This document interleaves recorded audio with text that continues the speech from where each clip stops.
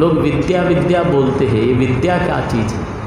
तो ये बुद्ध का ज्ञान है कि पुब्बे निवासानुसति, अपने सारे पूर्व जन्म को जानते हैं। ये प्रथम विद्या उत्पन्न हुई है। अपन बोलते बुद्ध को ज्ञान प्राप्त हुआ, मतलब क्या हुआ? फिर दूसरा होता है ये प्राणी मरते हैं और अपने कर्मानुसार कहाँ कहाँ जाते हैं, वो दूसरी विद्या प्राप्त होती है। और तीसरी विद्या ये है कि अब मेरा पुनर्जन्म नहीं होगा, ये तीसरी है। तो 300 विद्या, यानी अंगुलीमाल कहता है मैंने तीनों विद्याओं को प्राप्त कर लिया और बुद्ध शासन को पूर्ण कर लिया। तो इस तरह ये अंगुलीमाल सूक्त हैं।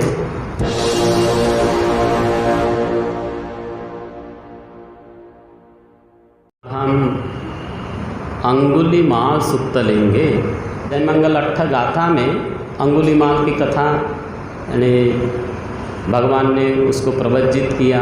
प्रवज्जित करने के पश्चात वो भिक्षाटन के लिए जाता है श्रावस्ती में। श्रावस्ती में जाने के पश्चात वो एक महिला को देखता है जो प्रसव वेदना से पीड़ित रहती है। तब वो अंगुलीमाल आता है और भगवान को कहता है, भंते, जब मैंने उस महिला को देखा उसका गर्भ टेढ़ा हो गया था तो मुझे ऐसा लगा प्राणी कितने कष्ट में है, दुख में है। तो भगवान कहते हैं, अंगुलीमाल तू जा और उसे सत्य क्रिया कर। क्या सत्य क्रिया? कि जब से मैंने जीवन धारण किया है मैंने जानबूझकर किसी प्राणी को नहीं मारा। तो अंगुलीमाल कहता है, भंते तो झूठ हो जाएगा, मैंने तो 999 लोगों को हत्या की है।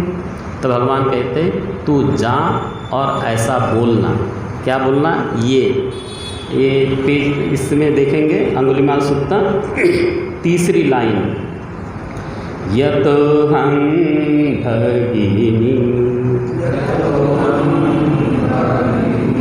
अर्याय जातिया जातो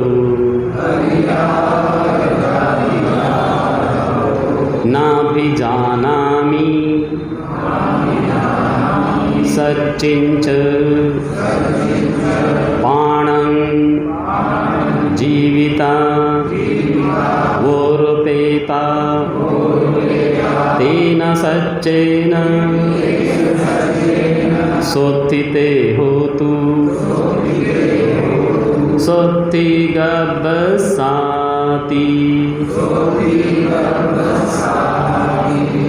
भगिनी, यदि मैंने आर्य जन्म में मैंने जब से भिक्षु बना है, मैं जानबूझकर प्राणी वध करना नहीं जानता। ये सत्य है। इस सत्य वचन से तेरा मंगल हो और तेरे गर्भ का मंगल हो। तब स्त्री का मंगल हो गया, गर्भ का भी मंगल हो गया। तो ये सत्य क्रिया करना भी लोग चाहे तो कर सकते हैं। यदि कोई व्यक्ति इस तरह से, भगवान के समय में भी लोग सत्य क्रिया करते थे। जैसे कोई ये व्यक्ति बोले कि मैं जानबूझकर या कभी भी झूठ नहीं बोला, केवल सत्य ही बोला, ये सत्य है, ऐसा बोलना पड़ता है। लेकिन अपने को टेस्ट करना पड़ता है कि वाकई मैंने जीवन में कभी झूठ बोला या नहीं। हम यदि कहें मैं जब से होश संभाला है तब से मैंने एक बूंद शराब की नहीं पी, ये सत्य है। और इस सत्य वचन से ऐसा हो जाए तो हो जाएगा, बशर्ते वो 100% शुद्ध होना चाहिए और 3 बार बोलना पड़ता है। इसको बोलते हैं सत्य क्रिया, लेकिन उसमें बल लगता है। जैसे भगवान का 32 महापुरुष लक्षण में एक एक लोमो, यानी हर लोम में एक एक बाल था। तो भगवान ने कहा जब जब वे बोधि सत्व थे तो एक ही बात बोलते थे, द्विअर्थी नहीं। लोग क्या है, भीतर कुछ रहता है बाहर कुछ रहता है, तो वैसा नहीं, एक ही बात, सत्य बात। तब ये एक एक रोम में एक एक बाल होता है। तो इतना परफेक्शन चाहिए, तो तब वो सत्य क्रिया कर सकते हैं। तो शीलों को लेके कोई सत्य क्रिया कर सकता है कि मैंने एक बूंद की शराब नहीं पी, ये सत्य है। इस सत्य वचन के आधार से जो आप इच्छा करते हैं दूसरों के लिए वो कर सकते हैं। हमने कोई ये कहे कि जैसे एक भिक्षु ने सत्य क्रिया की थी कि जब से मैंने भिक्षु बना है मैंने कभी स्त्री को कामुकता की दृष्टि से नहीं देखा, ये सत्य है। इस सत्य वचन के आधार से उसकी माँ को एक रोग हो गया था तो वो ठीक कर दिए। तो तो ये सत्य क्रियाएं करनी होती है। तो कोई ये कहे कि मैं कभी किसी प्राणी की हत्या नहीं की, मैंने कभी चोरी नहीं की, मैंने कभी झूठ नहीं बोला, मैंने सत्य, तो इसको इस प्रकार ये सत्य क्रियाएं कहते हैं।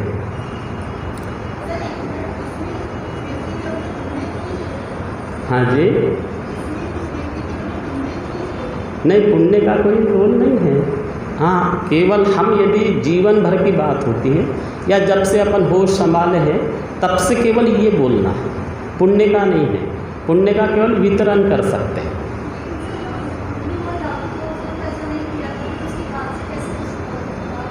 काय का अरत्व का लाभ कैसे हुआ, कैसे हुआ का कोई प्रश्न ही नहीं उत्पन्न होता।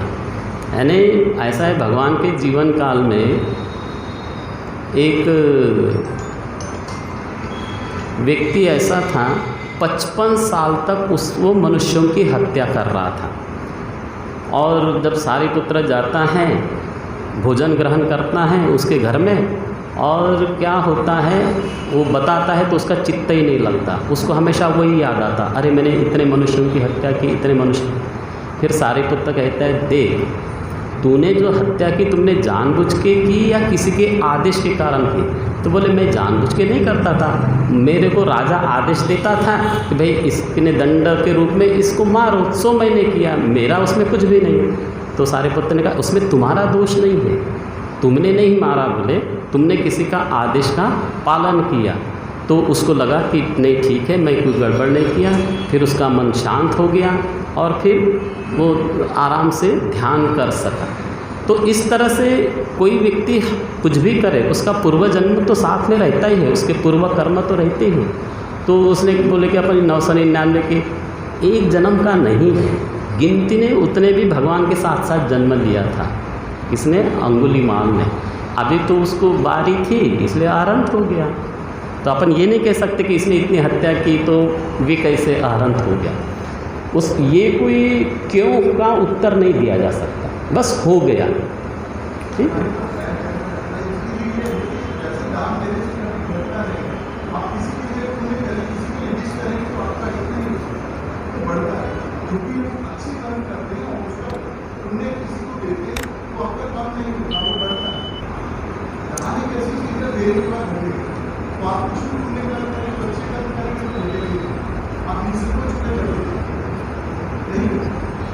चलिए। अथ को आयस्मा अंगुलिमालो रहगतो पटिसल्लिनो विमुक्ति सुखं पटिसंवेद्य तायं वेलायं इमं उदानं उदानेसी। तो फिर कभी अंगुलीमाल श्रावस्ती में भिक्षाटन करता है तो लोग पहचानते हैं कि ये अंगुलीमाल है, तो लोग पत्थर से, ढेले से, डंडे से उसको मारते हैं, शरीर से खून बहता है, वापस आता है और फिर ये उदान कहता है। अंगुलीमाल की ये पूरी गाथाएँ हैं। यो पुब्बेव पमजित्वा पचासो न पमज्जति सोमं लोकं प्रभासेति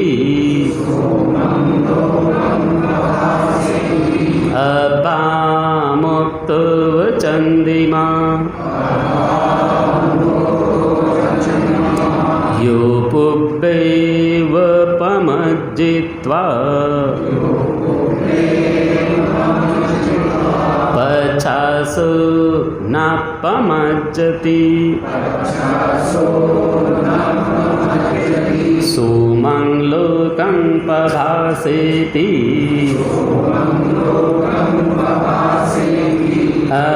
अपामुक्तो चंदिमा।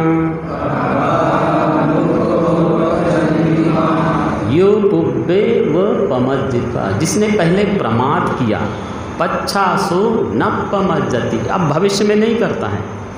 वह सोमंग लोकं पभासेति, वह मेघ से मुक्त चंद्रमा की भांति इस लोक को प्रकाशित करता है। यानी पहले अकुशल किया, बाद में वो बंद कर देता है, भविष्य में नहीं करता, तो ऐसा व्यक्ति सोमंग लोकं पभासेति, वो लोक को प्रकाशित करता है जैसे चंद्रमा प्रकाशित करता है। यस्य पापं कतं कम्मं कुशलेन पीदीयति सोमं लोकं पभासेति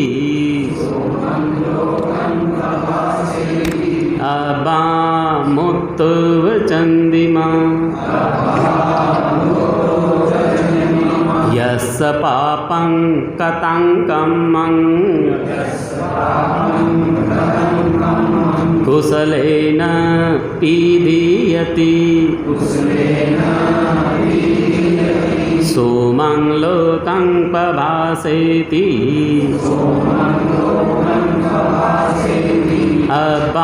अबामुत्तुव चंदिमा।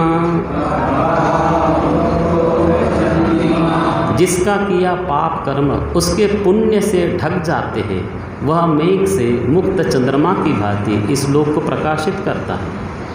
यो हवे दहरो भिक्खु युज्झति बुद्ध शासने सोमं लोकं पभासेति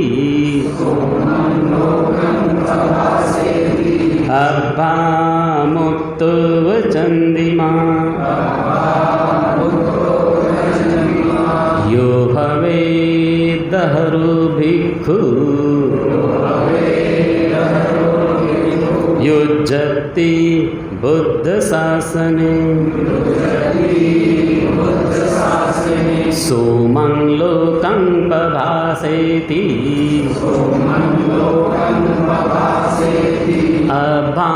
अबामुत्तुव चंदिमा। यो हवे दहरो भिक्खु, दहर यानी युवक होता है, युवा तरुण। जो कोई तरुण भिक्षु इस बुद्ध शासन में जुड़ जाता है, जुटता है, तब वह मेघ से मुक्त चंद्रमा की भांति इस लोक को प्रकाशित करता है। तो बुद्ध शासन में युवा लोग जुड़ना चाहिए, तरुण लोग। ये कोई 60-70 साल में हम सीखेंगे वैसा नहीं होता। यो हवे दहरो भिक्खु, जब कोई बुद्ध शासन में जुड़ जाता है तब वह मुक्त चंद्रमा की भांति इस लोक को प्रकाशित करता है। दिशा ही में धम्म कथं शृण्वन्तु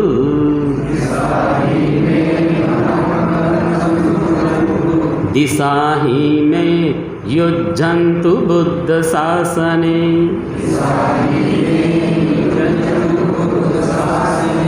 दिशा ही में ते मनुजा भजन्तु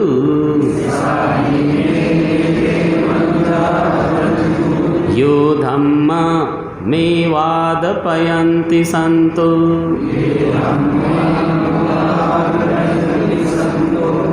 दिशा ही में धम्म कथं शृण्वन्तु, दिशाएं मेरी धर्म कथा को सुने। दिशा ही में युज्यन्तु बुद्ध शासने, दिशाएं मेरे बुद्ध शासन से जुड़े। इन दिशाओं का ही सेवन करे जो धर्म संत पुरुषों के द्वारा उपदिष्ट है। दिशा ही में खन्ति वादानं अवीरो धप्पशंसिनं शृण्वन्तु धम्मकालेन तञ्च अनुविधीयन्तु। दिशाएं मेरे शांतिवादियों मैत्री प्रशंसकों के धर्म को समय पर सुने और उसके अनुसार चले। नहीं जातु सोमं हिंसे अय्येवापन किंचिनं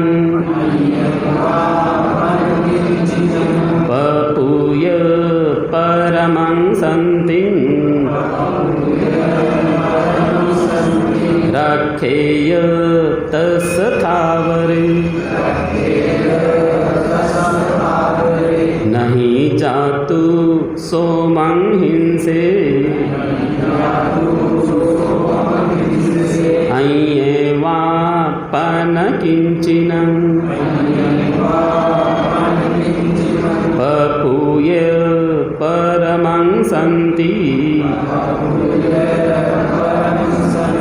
रखेय तत्स्थावरे। वह मुझे या दूसरे किसी को भी नहीं मारेगा, परम शांति को पाकर स्थावर और जंगम की रक्षा करेगा। उदकैः नयन्ति नेत्तिका उसुकारा नामयन्ति ते जनं दारुं नामयन्ति तच्चका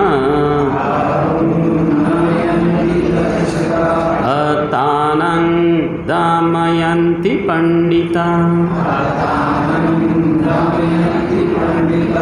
उदकैः नयन्ति नेत्तिका उसुकारा नामयन्ति ते जनं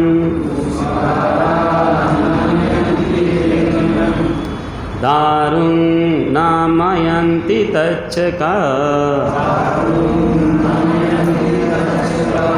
अत्तानं नामयन्ति पंडिता।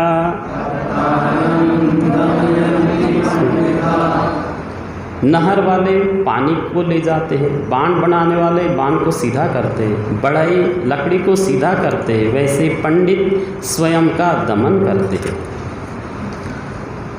दंडेने के दामयन्ति अकुंसे ही कसाहिच अदंडेन असत्थेन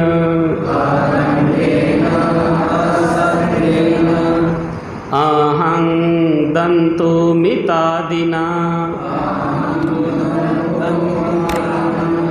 कोई दंड से दमन करते हैं, कोई अंकुश से, कोई कोड़े से भी तथागत द्वारा बिना दंड बिना शस्त्र के ही मैं दमन किया गया हूँ। अहिंस कोटि में नामं हिंसकस्य पुरेशतो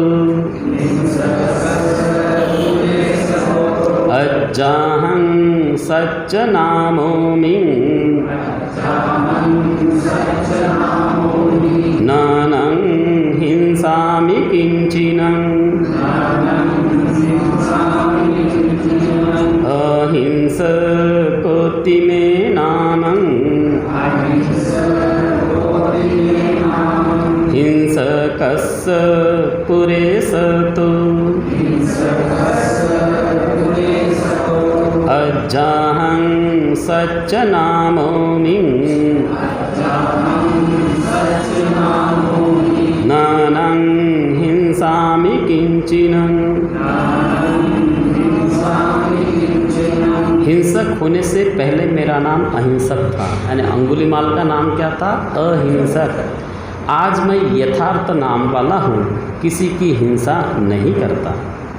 चोरो अहं पुरे आसीन अंगुली मालुति विश्रुतो वैयमानो मोघेन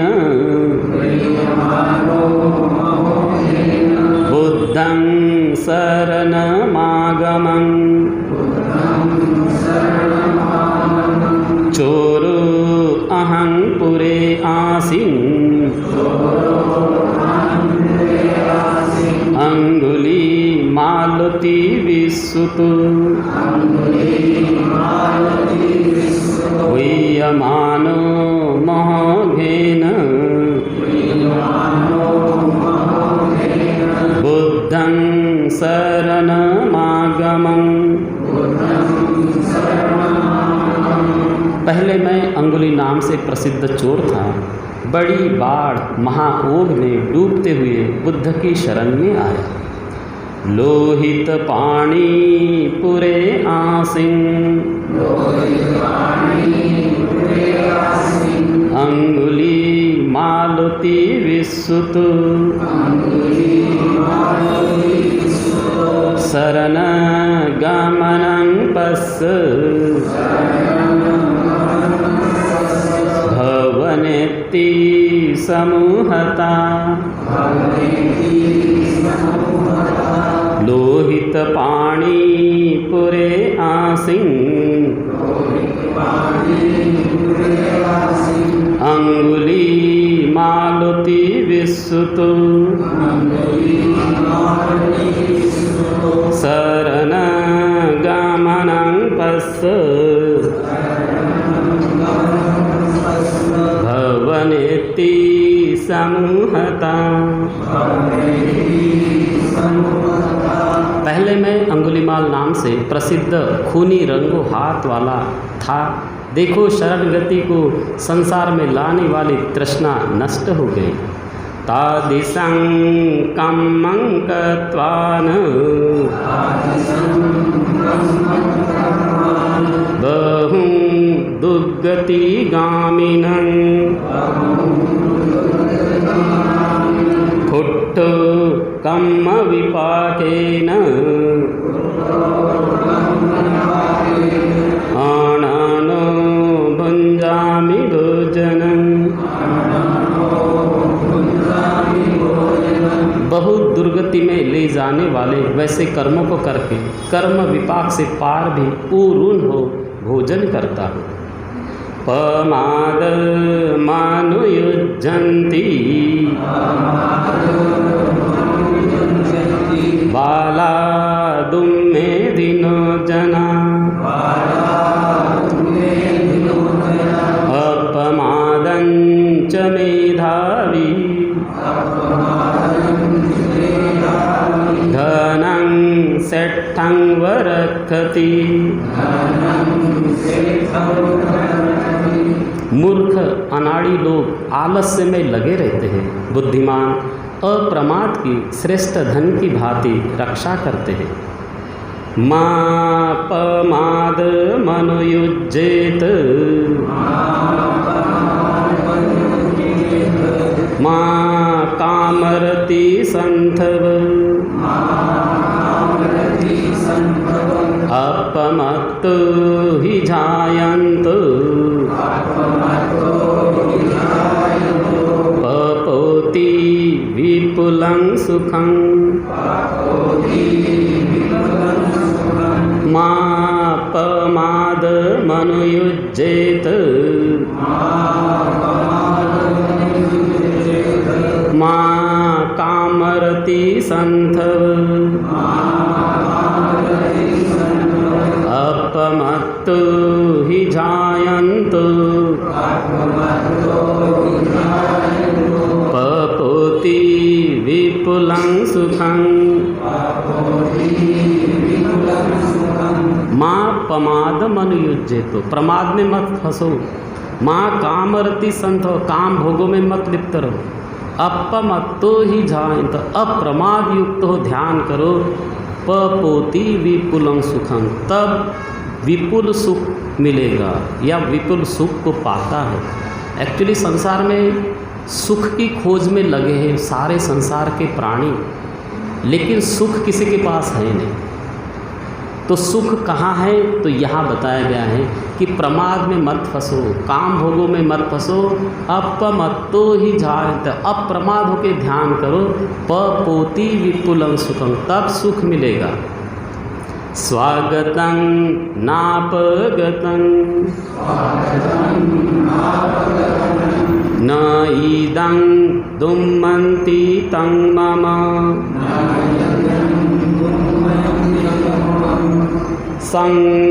संविभ्रतेषु धम्मेषु, यं सेट्ठं तदुपागमं। यहाँ मेरा आना स्वागत है, दुरागत नहीं। यह मेरी मंत्रणा दुर्मंत्रणा नहीं। तथागत द्वारा बतलाए गए धर्मों में जो श्रेष्ठ है, उस निर्वाण को मैंने पा लिया। स्वागतं नापगतं न इदं दुम्मन्ति तं मम तिस्सो विज्जा अनुत्पत्ता कतं बुद्धस्य शासनं स्वागतं नापगतं न इदं दुम्मन्ति तं मम तिस्सो विज्जा अनुत्पत्ता कतं बुद्धस्य शासनं। स्वागत है, अवगत है, यह मेरी दुर्मंत्रणा नहीं। तीनों विद्याओं को पा लिया, बुद्ध के शासन को प्राप्त कर लिया। अंगुलीमाल सुत्तं निष्ठितं, इस प्रकार ये अंगुलीमाल सुत्त पूर्ण होता है। तो जो कोई अहरण बन जाता है तो ये बहुत लोगों को तीनों विद्या प्राप्त होती है। लोग विद्या विद्या बोलते हैं, ये विद्या क्या चीज़ है? तो ये बुद्ध का ज्ञान है कि पुब्बे निवासानुसति, अपने सारे पूर्व जन्म को जानते हैं। ये प्रथम विद्या उत्पन्न हुई है। अपन बोलते बुद्ध को ज्ञान प्राप्त हुआ, मतलब क्या हुआ? फिर दूसरा होता है ये प्राणी मरते हैं और अपने कर्मानुसार कहाँ कहाँ जाते हैं, वो दूसरी विद्या प्राप्त होती है। और तीसरी विद्या ये है कि अब मेरा पुनर्जन्म नहीं होगा, ये तीसरी है। तो तिस्सो विद्या, यानी अंगुलीमाल कहता है मैंने तीनों विद्याओं को प्राप्त कर लिया और बुद्ध शासन को पूर्ण कर लिया। तो इस तरह ये अंगुलीमाल सुत्त है।